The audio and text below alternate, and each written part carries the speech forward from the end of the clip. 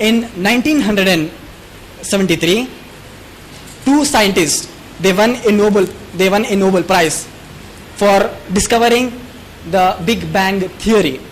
Big Bang theory they have discovered that, and they have won a Nobel Prize.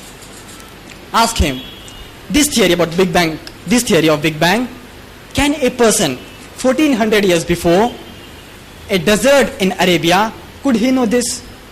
Could he know this 1400 years before? He says, no, never. Why? Because there was no microscope to see into the universe. There was no microscope, so he can never know it. So read the ayat of the glorious Quran from Surah Anbiya, Surah number 21, ayat number 30, where Allah says, "Awalam yarrazina kafaru anna samawati wal arza kana tarakhtan." Do not the unbelievers see? Do not this atheist, do not this agnostic see that the heavens and the earth were joined together? فَفَتَقْنَهُمَا, and we have ascended them. This is talking about a Big Bang theory in a nutshell. Further proceed. In 1957, approximately, Sir Francis Drake, he came up with a fact that the light of the moon was a reflected light. Before, it was believed that the light of the moon was its own light. So ask him, 1400 years before, a man in the deserts of Arabia, could he know this?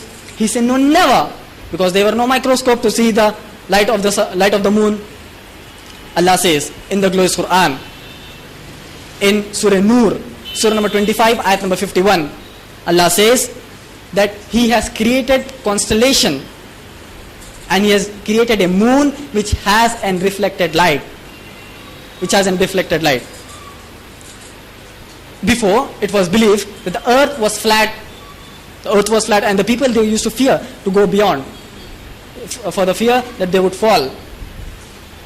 In the past few centuries, it was discovered that the shape of the earth was a spherical. So ask him, can a person 1400 years ago, could he know this? He says, no, never. So tell him, Allah says in Surah Naziyat, Surah number 79, ayat number 30, that we have created earth as in shape of an egg of an ostrich. The earth is in shape of an egg of an ostrich. And if you see the shape of an egg of an ostrich and the shape of an earth is exactly same. It is exactly same. There are about 1000 ayats, 1000 signs in the glorious Quran speaking about modern established scientific facts. Science, S-I-G-N-S, science, ayats. And further, Quran speaks many things about science. It speaks about embryology in detail. The first revelation of Quran, Surah Al-Alaq, Surah 96, ayat number 1, Iqra bismi rabbika allazi khalaq. It speaks about the creation of human.